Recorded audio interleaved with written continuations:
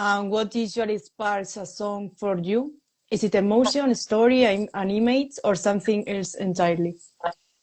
Good question. I'd say that this it's an emotion for sure. Like that's the first thing. It's like I can't deny it. I can't suppress it. I can't pretend it's not there. It's just loud and proud. And however I channel that is really important.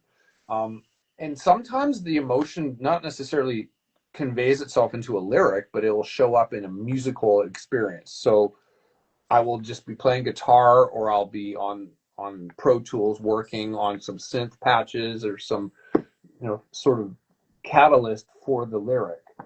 But sometimes it does come from the lyric, and conceptually, I love I love movies. I love the. I mean, Hollywood is notorious for do something like this but different. So what I've always found is like, okay, so there's this horror movie trope of the abandoned house, right? So how one does that, it doesn't necessarily have to be so on the nose. It can be unique. It can be like, what if we already were captives in a kidnapper, and we this the movie starts with us being in the basement trying to like eat food, right? Like, whatever angle one can take lyrically, I think is really important. And movies inspire me, especially when I see like I don't know, like just an idea get done in a different way always inspires me.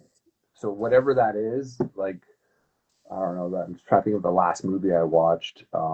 It was Nuremberg, right? So here's another World War II movie, right? One would say, but it's done from the perspective of the um, psychological evaluation of the mindset of someone that did what they did to the Jews. So, and how there needs to be some sort of trust involved with the psychoanalyst and the perpetrator. So that was an angle to me that I was like, oh, I'm interested in that. I want to see like because the whole purpose of exposing that is I don't want to give any spoilers, but the purpose of exposing that was for it to never happen again, right? And so we live in a world where everyone's using that word and throwing it around a lot, and it's like, well, what has changed? And could there have been a better method? Like that's the sort of question that comes to mind. However, what I'm trying to get at is that like movies really are a catalyst because it's that way of finding the sort of way of doing it differently, right? So that's an example um, to answer your question long-windedly. And your music often feels very cinematic. As you said, you love movies. Do you visualize scenes or narratives while writing and producing? I appreciate that. Like, I mean, yeah, like the cinema. I really that to me is a huge compliment. So thank you for like the cinematicness of music. I remember one guy I was working with said it's so theatrical, and I guess like my personality is that of like um, large and in charge, like loud and proud, like totally unabashed. Like you know when I'm feeling it, and you also know when I'm not feeling it, and it's very evident and obvious.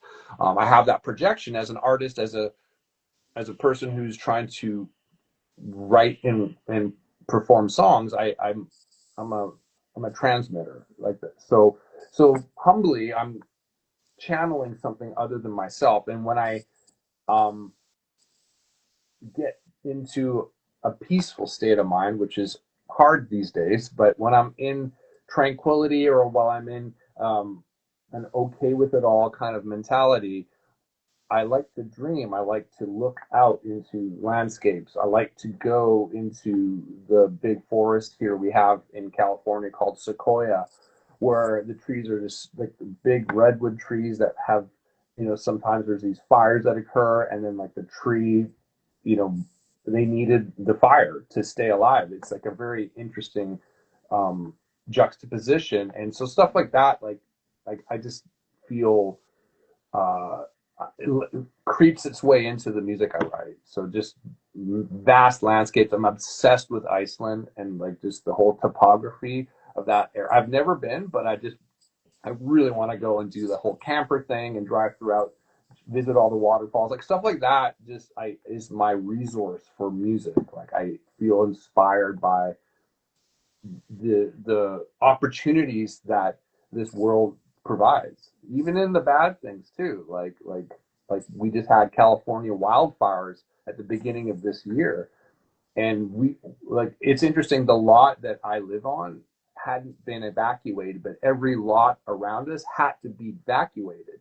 So I was looking over the hill and I was seeing the fire was right there, and I'm just going, I'm gonna fight it, if it comes my way. But like that energy and that power of just the elements, like storms. Like I find looking at tsunami footage very riveting. I don't want to be a judge of it. Oh, that's bad, or but there's some devastation that occurred, and that's unfortunate. But there's this power of Mother Nature that I feel very drawn to. And were you okay or? Yeah, yeah. Okay. I watched the helicopters drop all the water, and they were literally on the line of the. And if the fire just crept over the hill, it would have been done, like the whole area. But for some reason, we didn't get the evacuation notice. So I was like, I had buckets of water and like huge buckets of water, like all around. And I was just ready to just like throw whatever. I got the hose out, hose down the roof, as they say. Like that's one way to make it less flammable is you just have a damp roof. Yeah. I saw that in the news. I know it's not the same as seeing it personally, but it's California very as sad. is not the same. Right, as it's being like that Pacific Coast Highway is completely different now. It's like it's very sad to watch, but it's heavy. Let's pray for that not happening again. Yeah, absolutely, absolutely. And let's talk about your 2025 releases. What does Dead of the Night, my favorite, Oh, thank represent for you personally or artistic life? It's interesting because when I was writing it, I was just trying to create a creepy atmosphere, but then obviously, like that only goes so far. So I wanted to have the song capture a transformative experience that I've had. I remember once I drove out to the desert by myself and set up a tent, and I could hear things like it was very atmospheric but very scary at the same time. And it was just me. I had, in America everyone talks about guns and stuff. I don't have a gun. So it was just me in my car in my tent, and I would hear that all these, like the wind would be pushing up against the tent and it would be very turbulent. So these moments of just absolute terror, but realizing that like I'm probably okay, but it's mostly maybe in my mind. But then I started hearing explosions. So I was just like these explosions are happening like literally every 15 minutes. I didn't sleep really, but I had a moment of like, okay, I'm very much in the throes of fear right now, but what can I do in my life? And I had this experience where I realized that, like, number one, love everyone equally, love everyone with all my heart, do the best I can, write as many songs as possible before I go on to the next level of existence. And when I got out of that, like I eventually had 2 hours of sleep or something. I went driving around in the community. I said, "What's up with those explosions?" And they're like, "Oh well," because I drove 20 miles off of the road. Like I was on the rocky terrain. I just went off the grid.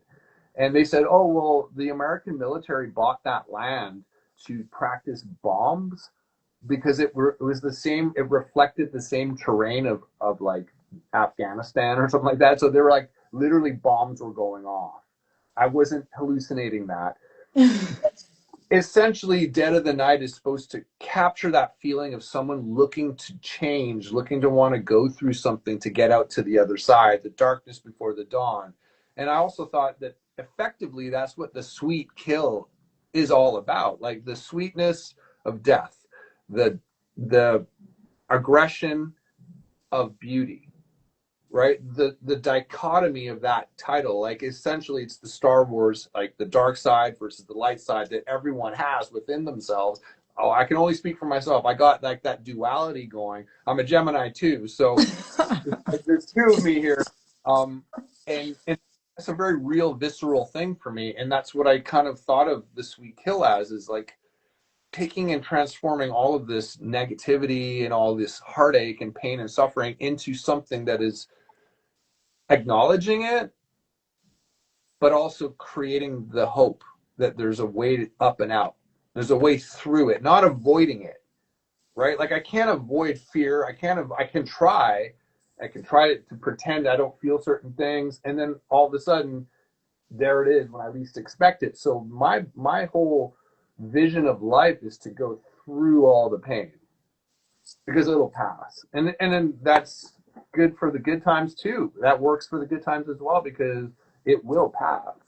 So to get out of the opinion of judgment versus this is good versus this is bad, and just be like, this is life and I'm on a journey, and the Sweet Kill is my vessel of expression that I'm a channel for you, because you said you liked Into the Night, and I appreciate that. Yes. Awesome. I love it. Thank you. I was listening to that song on repeat. All right, on. Because I went to the supermarket and I was with this. Awesome. And what emotions were driving your song Dame and Damage? I was having a moment of, like, I'm a bull in a china shop, and that works really well, say, in certain instances in life, and sometimes it just kind of doesn't. And when I know it doesn't work is when my girlfriend is upset. And so I thought about it, and I wanted to write a song to capture that sort of like pain of a relationship not going the way you want it, but also knowing that there's a way to change the dynamic. There's a way, if it's going to get better, it's not going to be because somebody does what I want. It's going to be from me changing from within me. And so Dame and Damage acknowledges the ups and downs of a relationship, but also brings it back to the intention. Like, what is the intention here? Like, am I here to try to be right? Or am I here to be loving? Am I here to want someone to do what I want? Or do I want to bring whatever it is that I'm lacking to the relationship, right? Rather than expecting someone else to do what works for me. Like, that's what that song is. It's almost like a humble brag. I don't know. I hate that phrase. It's more like being humble, but realistic at the same time. And with Blood Red Roses, the atmosphere feels especially dark and romantic. How important is mood when shaping a track? That track initially, I wanted it to be like a celebratory thing, right? I wanted it to be like uplifting and positive, and I wrote it as such. And then I thought about it, and I'm like, it's lacking exactly what you said: the atmosphere and the darkness and the mood. Everything that you're saying it wasn't. And I was able to see that. I was able to,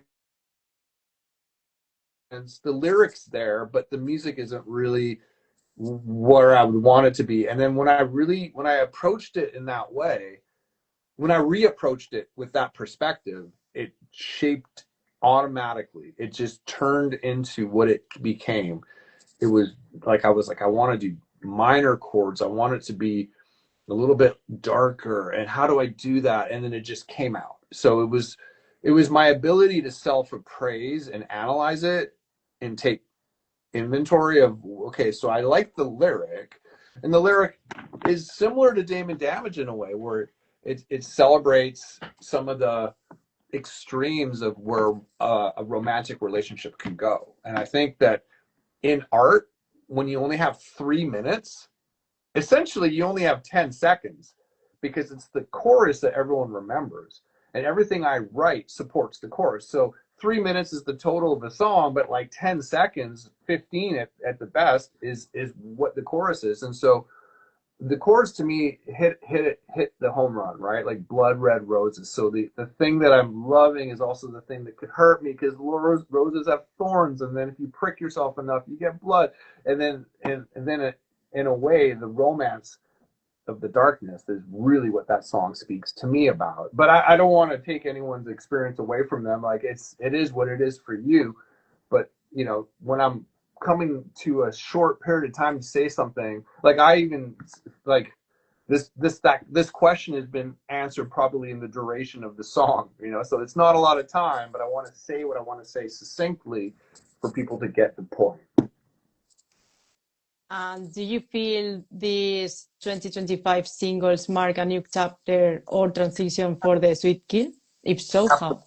Yeah, everything I do is trying to evolve. It's refine or die, as my friend from Texas would say. And I'm building towards the ultimate goal, which is maximum beauty. That's everything I do is striving towards that. And these songs are very near and dear to my heart. And I'm growing. Like as an artist, it's constant evolution, because every day I work, not necessarily like it's the process of it. Like these little snippets of like glory, like a song gets released or a song gets written or a lyric becomes culminated. That's awesome, but it's the process that I'm willing to be uncomfortable in, willing to look at it from different angles, and willing to suffer. Like it's like you get to experience, like every song you hear, I didn't know this until I started recording music, is like it takes months, it sometimes takes years just to get the right perspective or to get the right sound. And so yeah, everything I'm doing is in these 2025 releases is building towards what's to come in 2026. So having just signed a record deal with Artifact Records, the anticipation of that collaboration and where that will go, in especially in Europe, I'm very excited about. So yeah, as everything's leading towards the third album. So apparently a lot of people say that the third album is the one that like breaks an act. You know, if the album process doesn't break you, then hopefully it'll break itself. And break meaning like, you know, reach as many people as possible.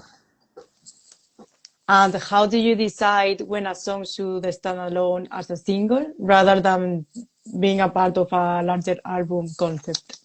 It's a good question. I sort of look at the year that we live in as like there's moments that I feel most inspired. So I love Valentine's Day. I beyond love the fall season. I don't like summer so much, but I suffer through it.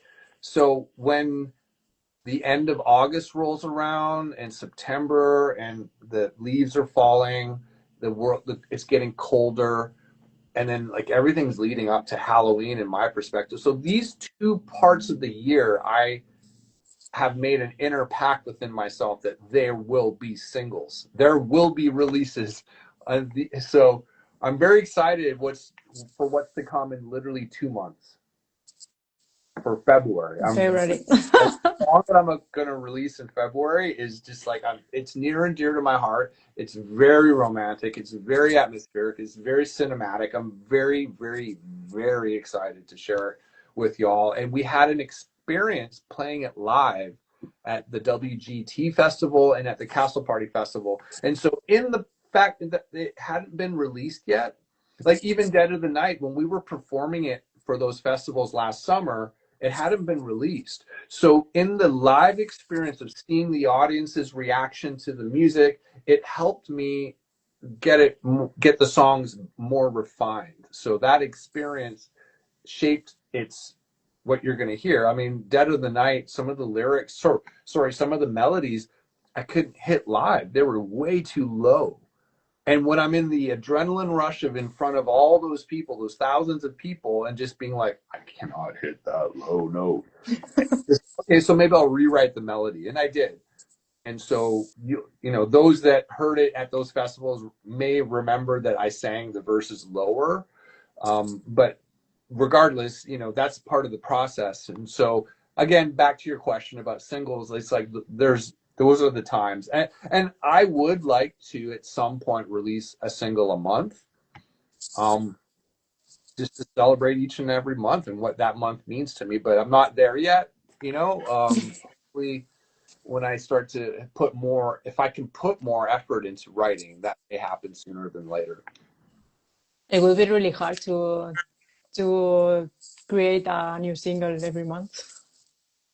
It would be because I play all the instruments on the recording. So like everything you hear, I've played it on the drums, bass, guitar, synth, so there's that element. Although the song that's coming out in February, there's a very, very prominent, proficient piano player that's playing the piano. But regardless of that, like I'm always like playing everything. So it takes a while, like everything is intentional. Every little instrument that I'm playing, like I've tried it this way, that way, and this way, and then I choose to go with one of those, right? So it's about trying to find it. And I have the luxury of doing so because I have a studio, Shadow Zone Sound. And that's what makes this playground for me possible. But at the same time, I'm doing everything. So I'm not like in a room with 4 other people and we're just like, hey, hit record. Okay, we're done. Send it out to Spotify. It's not that simple. It's a very long process. And post-punk and gothic influences are clearly present in your sound. How do you balance homage with originality? How do I balance homage with originality? It's a really good question because my girlfriend was sort of scrolling through Spotify going like click, click, all these different random modern bands and stuff in the realm of dark wave and post-punk. And it's like, she said, they all sound the same, but what I love about the Sweet Kill is it's different. And a part of me, like, I understand like influences because like I grew up listening to a wide variety of music, and the music that spoke to me the most was The Cure and Guns N' Roses. So I'd like to think that I'm somewhere in between there, in that spectrum. I mean, I love music. I love all types of music. And so I sort of trust the fact that I'm going to do what I'm going to do. Like I understand that like I have a wide variety of influences, but because I'm so drawn to castles and gothic forests that are forbidden and all these sort of imageries, that I think I everything I do is to pay homage to that in my own way. So I think that like the vast eclectic encyclopedia of my library of music growing up over the years and looking for new music to be inspired by always, just will by default have me be authentically me. But I got to remember that like I can only do me. Like no one else can do Pete. Like only me. And I'm very excited to just know that with confidence. And your visual aesthetic is very strong. How closely do music and visuals work together in your creative process? Hmm. I think that like again like the movie influence. So I've seen certain things in certain movies. So there was that movie with Scarlett Johansson where she was like a robot, and I really was inspired by that. And I thought, wow, that would be super cool to incorporate some of those scenes where and effectively Stranger Things, the TV show, borrowed from that movie. I think it's called Skin Deep. I can't remember. It was like a movie that she did. I'm going to just quickly look it up because it's kind of important. Scarlet. I think I know the movie, but I don't remember the name. Under the Skin, 2013. Just a movie from like 13 years ago, essentially. But in that moment, in the you're familiar with Stranger Things, right? Yes, I love it. I love it. When 11 is doing she's in her like bath, and then she's walking in a room that's all black on water. That essentially is the seduction, one of the first seduction scenes of Under the Skin, where she's taking a man into this realm. And so stuff like that like inspires the hell out of me. And so when I work with directors, um, the idea is like we're trying to, like, I explain to them like these things that I love, and then we just try to make it happen, you know. And essentially that's what the that's my what's the word? Yeah, anything I visually watch, I always think, how do I make that into a video? Like whenever we go somewhere, me and my girlfriend, like we go out to the forest or something, like I always think like, what angle can we take of like me singing a song? Like what song would be great to write right now, or what song have I already written that would lend itself to this visual? So always thinking forwardly about how the environment can be influential, but also remembering that like certain movies that I've seen had certain riveting, has stayed with me. Like certain elements I just love, like visually. Like directors are, to me, one of my biggest inspirations. Like Andrei Tarkovsky from Russia, he's done some amazing work, especially the movie Stalker. I love it. There's a book written that was based off of. It's very sought after, and I haven't read it yet, but it's, you know, yeah, stuff like that. And have any of the new songs surprised you in terms of audience reaction or emotional response? When we were playing Castle Party Festival in Poland, the castle was built in 1277, and I know, like, you know, it was like such a long ordeal to get there. We flew into Prague. It was a long travel day, let's put it that way. We flew into from LA to Heathrow, from Heathrow to Prague, and then we drove from Prague to Poland to Bolkow, I think. I know I'm not pronouncing the Polish stuff right, but we you know, drove in, and it was just like a long, and then none of our equipment showed up, so it was just like demoralizing. Like, how the hell are we going to play this festival that we came all the way over here to play? And it was like last second miracles happened.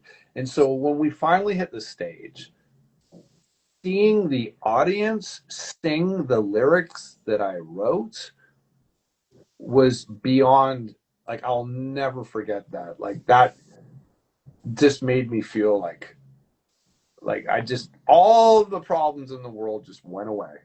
Like all of the experience of like overcoming every obstacle possible just to be there and perform, it just all went away because of the audiences. Like like they don't speak well, they did speak English obviously, but like I didn't expect that, right? I was like, I'm in a foreign country, but people were singing the lyrics. But they were singing along with me. It was such a beautiful experience. So that was the best feeling ever. They were feeling the lyrics too. Yeah, yeah. I mean, I could have just given them the mic and it's like, you do it. So you can take a rest. Yeah, exactly. And is there one track from this year that you feel truly captures where the Sweet Kill is right now? The songs you haven't heard yet that I've written, but well, you know, especially "Don't Cry" is the song that's coming out in February for Valentine's Day. That song is very. There's a lot of I don't know. I think the world's always been this way. I just think that social media has made it more obvious. But there's a lot of pain in the world right now, and I think that "Don't Cry" is a very powerful song for those that are going through pain because it was written out of pain. There's hope attached to that pain, wherever, and the mental health community that I'm a part of. Um, there's a statement that where there's breath, there's hope. So if there's someone still breathing, the lung in the body is still working, there's hope. So regardless of all the strife and pain and all the discomfort that's going on and the tragedies and the devastation and everything, like I think that "Don't Cry" is my response to any and all suffering. I don't want to belittle anybody's pain. I don't want to diminish what I don't want to pretend to even be empathetic to what's going on in certain parts of the world because will never know. At the same time, as an artist, I'm not responsible for morality in the art that I create. In fact, if I'm trying to be the arbiter of someone's moral code, I've completely removed myself from being an artist. I'm now a dictator of I'm a warden for somebody's emotions, which is not what I want. Like, and nor should anyone be that. At the same time, this song to me is just like a celebration of going through something and coming out the other side. So I don't want to like. I mean, there's a lot of songs that I could answer your question, but the one I'm particularly thinking of is the one that's coming in February because it does feel that to me. I'll be very attentive to listen to that song. I'll be crying. I'm sorry. And looking ahead, are you already thinking of a full album? You said yes. No. I think Or that yes. yeah. Tell me. In the question, am I enjoying releasing singles as standalone statements? The singles are determining the album. That's how I see it. Like, I would love the opportunity to write a concept album and to go away. In my vision, it would be like I go away to the woods for 2 months. I write this album based off of the concept, whatever that concept may be. Not necessarily the woods, but a location that's secluded that I'm not under the influence of like the daily social media, emails, and all that stuff. So I'm literally taking the time out as a gift to myself. Me and my inner artist are going to go far away and write a concept album. I would love that opportunity. I just haven't had it yet. So what I do is I write songs. I write moving forward. I write songs here and there. And then ultimately they determine the theme of the album. So one of my closest friends, another really close friend of mine, passed away in 2023. 2024 release Forbidden. That song, sorry, that's the 2020. We co-wrote the song Forbidden, but the album Nowhere was based off of the song Nowhere, which was based off of my reaction to his passing. And so to me, like the songs determine the focus at this stage. And again, I would love to go away for 2 months in the woods to see what happens. But until that happens, the songs determine the vision of the album. So I am enjoying that process. To answer your question, it's like every song is standalone, but then they will be conformed into a product. So those that are audiophiles that love vinyl will be able to purchase that and listen to it on the record player. I'm sorry for your loss. Thank you. Appreciate that. And for someone discovering the Sweet Kill for the first time, which song do you recommend? There's two. One would be Forbidden. That one, to me, is the most lyrically cinematic. It speaks to a lot of innuendo, it insinuates a lot of things that are not obvious, but what is forbidden for you may not be forbidden for somebody else. So whatever that is, to embrace it and to explore within that and what that means and stuff. So there's that. And then the other song I would say would be Blood Red Roses, where it's a celebration of love, romance, and darkness. And finally, what do you hope listeners take away after experiencing the music in its current form? That they're not alone. That in the shadows of life are where the biggest discoveries can be had. And I love the word discovery because it's implying that there's something to be experienced that I haven't had yet. And if I'm looking to actually experience something that I haven't had yet, then the excitement, not the fear, the excitement of what would that be, pulls me through life. Rather than looking at things as happening to me, they're happening for me. So I get to explore the unknown.